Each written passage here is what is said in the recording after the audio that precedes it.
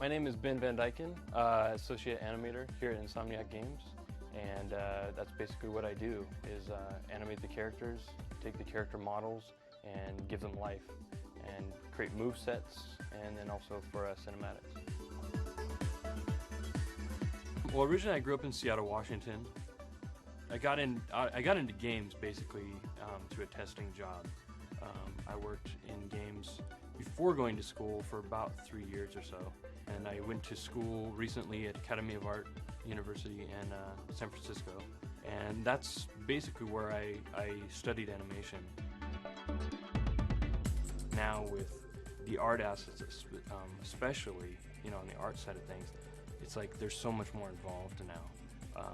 The more we move into like this next gen gaming, the more demand I think there is on the art department and animation. Just because the level of it has to be brought up, which requires a lot more effort to really create something that's good. We have a lot more to go as far as pushing the characters. I think gradually we're starting to get to the point where we can almost push the characters as much as film. Outside of work, I usually spend time with my family, go to the beach, go to the park. I have a 2-year-old daughter, so she's a lot of fun to play with. And then I just play a lot of games. And that's what my wife and I like to do for fun. So we play a lot of games together, and then I go to work and make them. Yeah. My name's Dylan Gould, and I'm doing localization for Ratchet and Clank Future. So what localization does is we take all of the text and audio from the game, and we make sure that it gets translated into several other languages. In fact, in this game we're doing 14 other languages. Grew up in Dallas, Texas, and I moved out to California to LA to go to school at USC, and I liked it better here, so I stayed here. At SC I studied aerospace engineering and linguistics. Kind of a weird combination. As soon as I was done with school, I was just like, wow, I've got to work in games. I really respect and admire what they do. I mean, it's got to be hard translating. I mean, there's so much humor in the game, right? It's got to be difficult translating all the jokes. So you're a Lombax who doesn't know the Lombax secret? That's so... ironic? I take it he's the smart one. Go to college, definitely. Probably study games, because so many colleges now do have some kind of program where you can study games or interactive media or something like that. The secret is to have your own side projects. Like, definitely you've got to get that kind of practice in there, and you've also, if you know, do your own projects, you're showing that you're passionate about what you're doing. My name is Jacinda Chu, and I am the lead environment artist at Insomniac Games. What a lead environment artist does is we normally help determine the style and visual quality of the project, and we make sure that the rest of the team kind of just stays on cue. We make sure that we stay consistent. I have a 4-year degree from Rhode Island School of Design, and that's a Bachelor of Fine Arts in illustration. I got into the business, I guess I got in by chance really, because one of my friends was actually looking for jobs at the same time I was, and she happened to find the job listing for video game developer, and I started out doing textures. And been in the industry for a while, and now I'm leading. I guess for us, I mean, obviously the technology's changed the most. I mean, back in the day, you could just kind of do something in color and it was flat. You didn't have to worry about it. And at some point, you have to think about things in 3D. And now you have to think about things like normal map, parallax maps, gloss maps. So you have to think about how shiny do I want this thing? Or maybe, you know, how much do I want this thing to show up? Or how much detail do I want to put in this? And if everything's got the same amount of, I guess, specularity, you know, where do I want to adjust? So it's almost like you have to think in so many more dimensions now. Oddly enough, when I'm looking at making a team, I'm looking for people who actually want to be in a team, because I mean, that sounds kind of obvious, but you know, when you're in art school, you pretty much only learn how to work with yourself. You don't really think about what it takes to collaborate and what it takes to kind of work with people. So I actually look for people who are very receptive, who are eager to learn, and who actually want to be on a team. But at a certain point, a lot of it comes from the individual to kind of come up with their own designs or look at their own resources so they can kind of contribute on their own. I think the hardest part about my job is dealing with people, and I think the easiest part of my job is dealing with people. So, and that's a bit of a contradiction, but I think it's difficult when you have a big team to kind of reach that consensus, or maybe even tell people maybe that something needs to be changed or that you disagree with them. On the other hand, it's the best feeling in the world when you can get everyone on the same page and you can all agree and make something really great happen. Hi, I'm Jackie Wyrock, and what I do is everything dialogue related at Insomniac Games. I'm the dialogue specialist, and that covers anything and everything relating to dialogue in the video games. I didn't intend to work in video games. I completely fell into this. I went to school for communications and marketing back east at a small school in Pennsylvania called King's College. When I came out here, I worked in the corporate world and then realized I didn't want to work in the corporate world. And then in August of 1996, I moved to Universal Interactive Studios, so that was 11 years ago. I worked with Universal for 2 years before joining the Insomniac Games staff full-time, and so I've been with Insomniac for 9 years this November. What's changed the most is everything. I've gone through PlayStation 1, PlayStation 2, and PlayStation 3, and every year there's something new to learn. There's new tools that we're constantly updating here at Insomniac Games, and so there's always something to learn new. I don't think I'd still be working here if there wasn't something new to learn all the time. It's really important for me to continue growing as an individual, and this industry gives you an opportunity to do that. The people who do the best in this industry, I believe, are those who are teachable. They don't come in here with a set idea of how things should be done based upon their experience in maybe the film industry per se, because video games are an entirely different animal, and in my opinion they're much more difficult to work in than any other industry that I've experienced.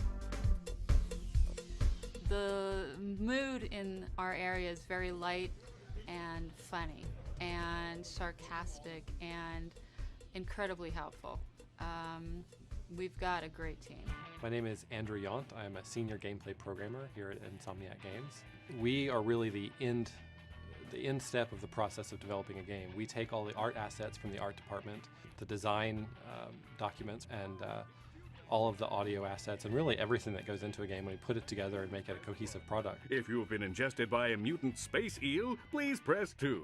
I can't imagine what else I would do other than a gameplay programmer. That's really because, unlike a majority of the programming out there, we really have a real creative outlet. The part I love is when we're done with all of this. It's very exciting to see this disc come out on our gold date. It always comes down to the end, but we're always very happy with what we produce. My parents got me my first computer when I was 9, I suppose, and I've been programming games ever since. I went to University of Texas at Austin as a computer science major. At the time, that computer gaming was not a field that universities or colleges really even considered to exist. I quickly determined that that was not really what I wanted to do, and I left UT to make games. There are a lot of people out there who really want to do this, and it looks fun, it looks like a fun job, and it is a fun job, but it can be very difficult to get your foot in the door because there are so many applicants. The only advice I can give is really just get any job you can in the industry, get your foot in the door, start getting some experience, and work your way up. Everyone on the team really has to be very motivated, and we kind of rely on the individual motivation and creativity to make sure that the game doesn't become a cookie cutter and that it has character throughout the game. There's no one person in charge of that. It's really every person just has to put a piece of themselves into the game. Insomniac is like no other company I've worked for in that we have the most loyal employees because we all love not only what we do, but how we do it.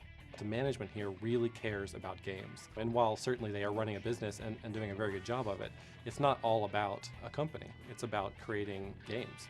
I love this company. It's a great place to work, and it's a great place to make games. I love the games we make. That's it. My name is Mike Acton. I'm the engine director here at Insomniac Games, and By engine, what I mean is the basic core technology that talks to the PlayStation 3 hardware. As a team, what we do is talk to the processor and provide technology to our gameplay team, our team, to allow them to build the kinds of things that they want to build for our AAA titles. I come from basically a self-educated background. I quit high school as a youth. I never bothered to go or finish, just because I thought industry was way more interesting. Got into games, mostly accidentally. And finally, I went out there, saw what they were doing with the PlayStation 1, and was totally impressed. And since then, I've been hooked on working on Sony platforms through PlayStation 1, PlayStation 2, PlayStation 3, and I'm really glad that I got in. Back in PlayStation 1, there wasn't a lot of universities to choose from with a game background or any game trade schools. Fast forwarding to today, what you see is game schools teaching people specifically how to make games, both for artists and designers, as well as programmers.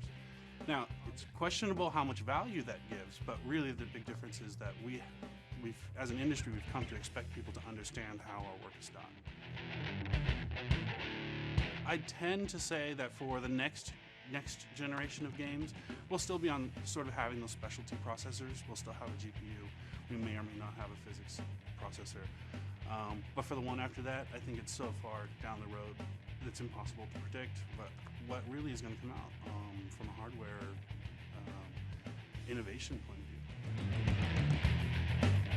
I think the engine department tends to be, I wouldn't say your traditional geek, but we definitely have that sort of tendency to be a little geeky. You know, we have Star Wars fans and Star Trek fans and that sort of thing, and science fiction fans in general. And we have a bigger picture. It's not just a bunch of kids sort of in a garage, you know, playing around. That we all have families. We know what's important, and we're professionals about what we do. So we're all fundamentally grounded in what's real and what's important. And I think that's really what drives our team.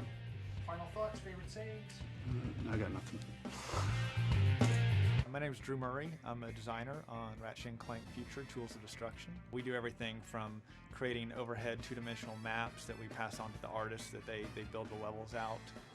We come up with initial ideas for enemies and then concept art, mocks them up. At the end, we all come back together. We bring all the pieces back together and put the enemies actually in the levels and do the scripting. In undergrad, I studied art. I got a BFA in traditional art, sculpture, painting, that kind of thing, and then actually went to law school and was a lawyer and hated my life and decided I wanted to do something different and quit my job. After a couple months of me sitting around doing nothing but playing video games, my wife put a foot down and said, you've got to either make money at doing this or find something else to do. So I figured out that being a video game designer is what I was meant to be. Everyone's trying to figure out what next gen is. We've got, physics that we've never had before. We've got a lot of online components that we didn't really have before. I'm sure we'll start seeing a lot more massively multiplayer online games and that kind of thing.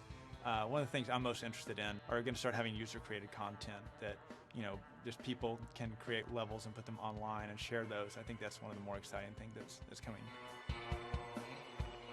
If you don't really have a passion and you don't really enjoy the process of making these games and enjoy seeing them come to fruition, you're going to burn out pretty fast because it is really hard work. If I didn't do this, I'd be a chef. I really love food and I really love the kitchen work ethic. I actually worked for a couple years in kitchens, and that's what I'd do if I wasn't here. I think what makes Insomniac a really special and unique place is that we manage to come out every year with a great game on schedule and on budget. I think that's a real testament to the experience of everyone here, and I think that they really drive us to excellence and manage to do it every year, which is a pretty amazing success story for the industry. Not very many people can do that.